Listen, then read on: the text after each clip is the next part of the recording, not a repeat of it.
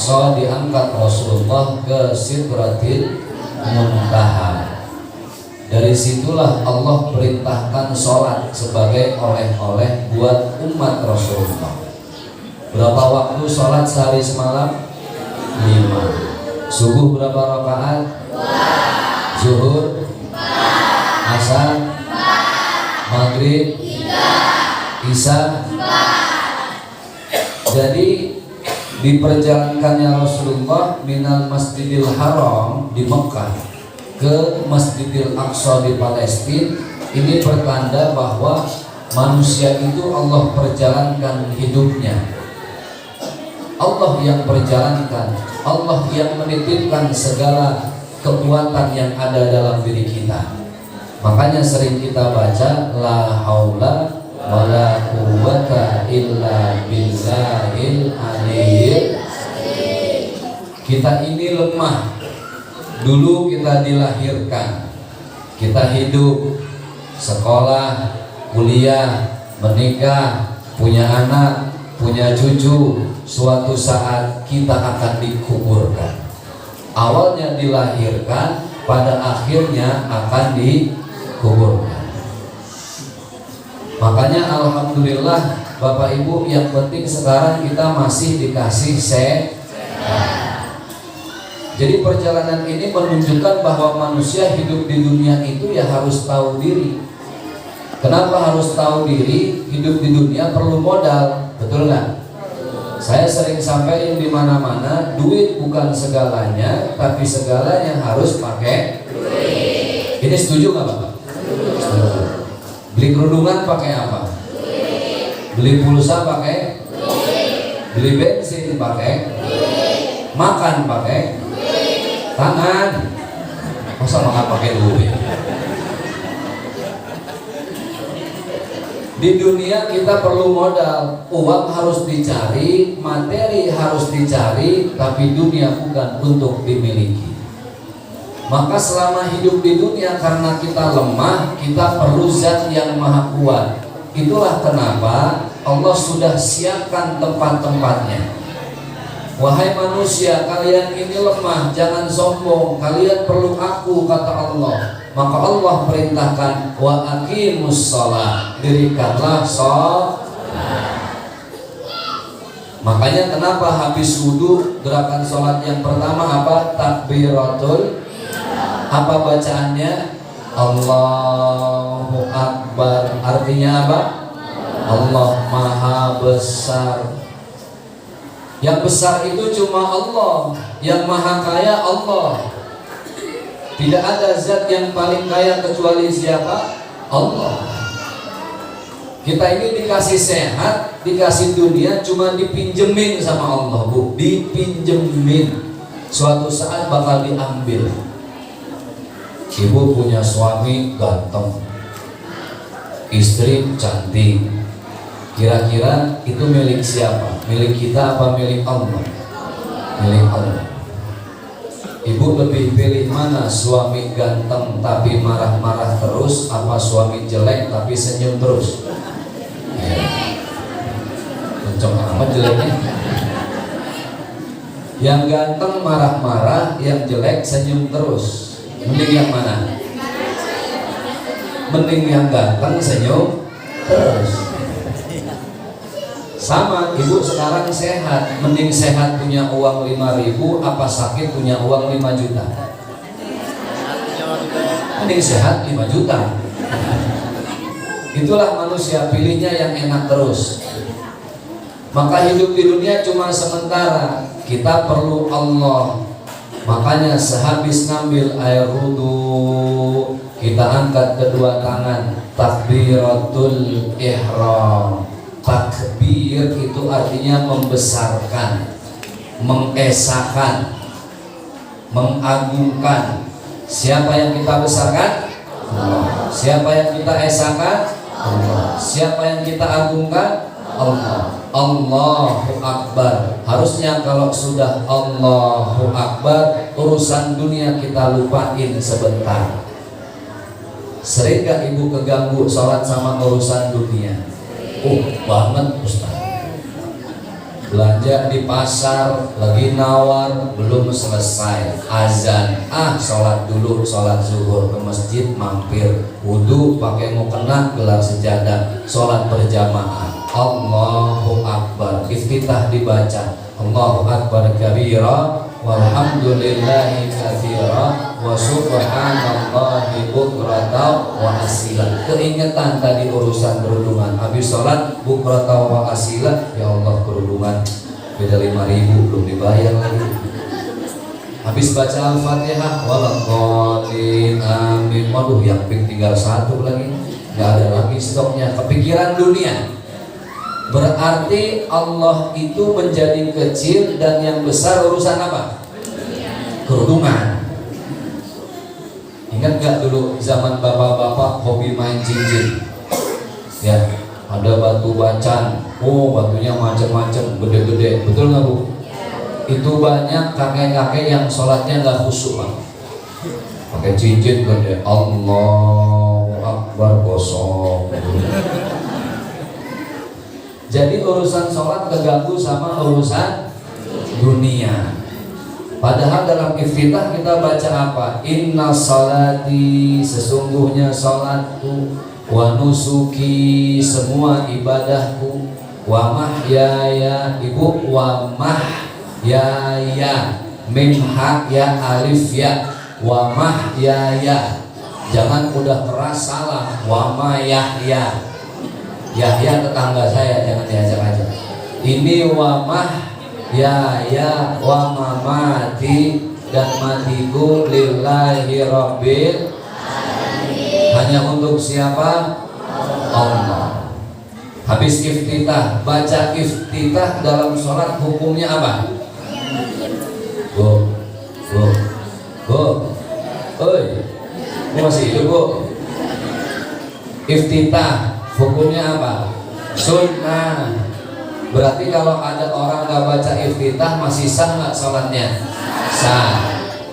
Habis baca iftitah kita baca Al-Fatihah. Apa hukumnya? Wajib.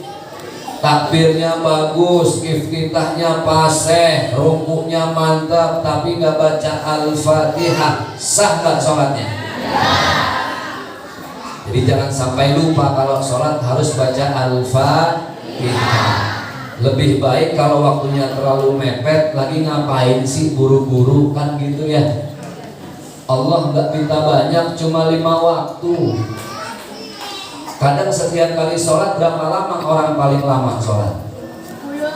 5 menit. Tahun kemarin bulan Ramadan ada yang viral di Jawa Timur, Blitar, sholat tarawih 23 rakaat 6 menit. Bayang lah. Allahu Akbar, bismillahirrahmanirrahim, amin, Assalamualaikum. Selesai sholat kakek-kakek 3 encoknya kamu.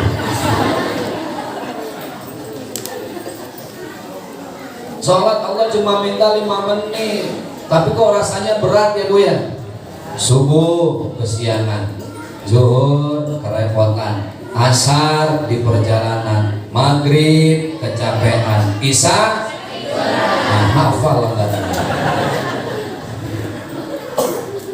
Itu baru yang wajib, belum yang sunnah. Al-Fatihahnya makanya dibenerin bacaannya, karena ini wajib. Sholat itu kenapa hukumnya fardu ain? Fardu ain itu wajib bagi diri masing-masing. Sholat tidak bisa diwakilkan. Ada teman kita tanya, bro mau mana? Mau sholat nitip ya? Bisa nggak sholat nitip? Nah, karena fardu ain wajib untuk masing-masing. Ada lagi namanya fardu kifayah, cukup diwakilkan oleh orang lain. Contoh sholat jenazah. Kalau sudah ada yang mewakili, yang lain gugur kewajibannya. Tapi sholat tidak bisa diganti oleh orang lain. Sholat pahalanya tidak bisa diganti oleh pahala umroh. Saya haji tiap tahun Pak Ustadz. Bisa nggak tuh pahala haji saya gantiin sholat yang saya tinggalin? Nggak bisa. Sholat harus diganti dengan sholat. Beda dengan puasa. Ini sebentar lagi bulan apa? Ramadan. Ibu yang tahun kemarin menyusui, hamil, hutang puasa, mumpung masih ada waktu. Ini masih bulan Sya'ban jelang Ramadan. Makanya ada doanya, Allahumma barik lana fi Rajab wa Sya'bana wa ballighna Ramadan. Puasa kita nggak lakukan, masih bisa diganti dengan apa? Dengan membayar fidyah. Ibu sudah bayar fidyah belum? Belum. Bagaimana cara bayar fidyah? Fidyah harus dikasih, memberi makan kepada orang yang susah, kaum duafa. Caranya bagaimana Ustadz? Sehari saya berapa? Ibu harus bayar sesuai kebutuhan makan ibu. Pagi orang sini sarapan bayarnya berapa biasanya rata-rata? Bu, sarapan 10.000 cukup nggak? 10.000 dapat apa? Pasir, nasi saja. Orang sini sarapannya apa? Nasi kuning. Berapa harganya?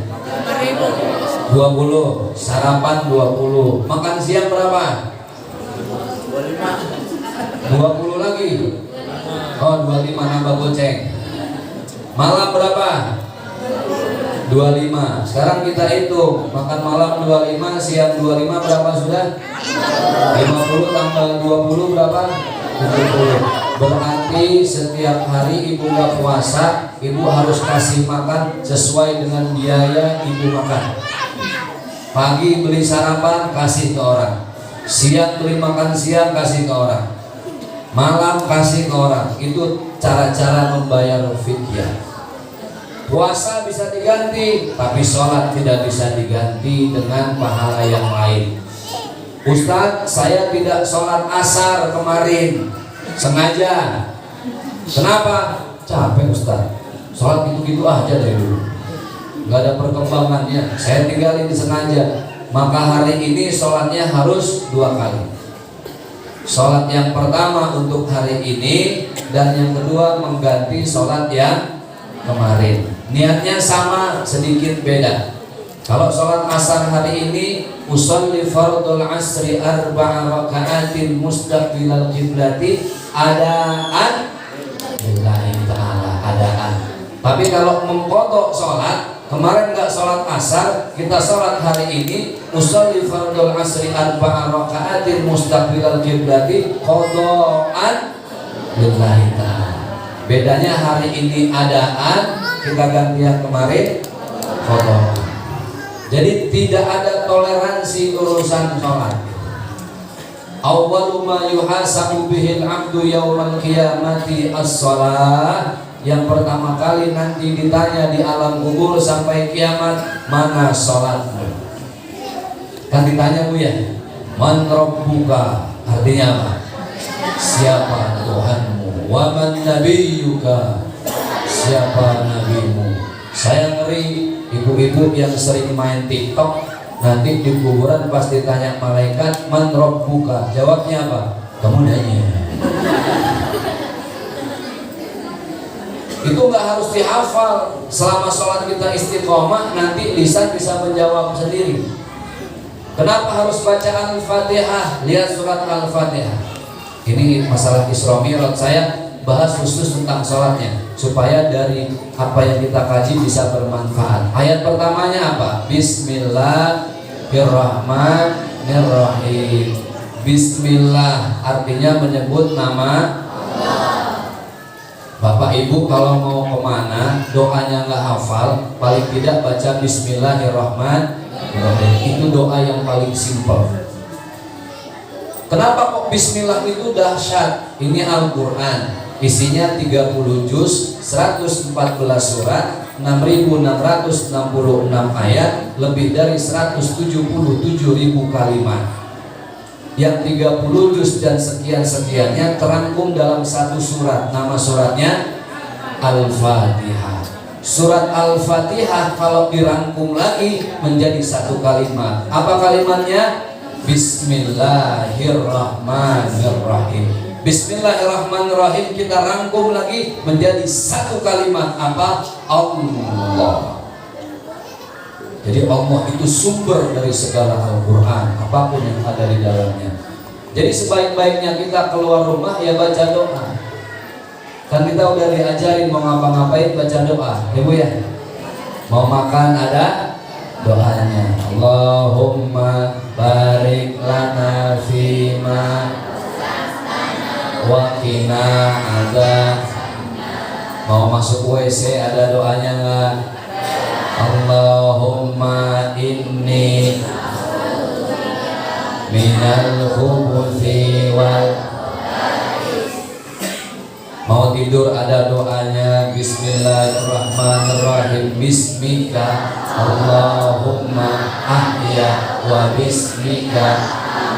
Enak jadi orang Islam, sebelum beraktivitas menyebut nama Allah, selesai menyebut nama Allah lagi. Habis makan ada doanya. Alhamdulillahilladzi wa saqana wa ja'alana minal. Habis bangun tidur alhamdulillah lagi. Alhamdulillahilladzi ahyana ba'da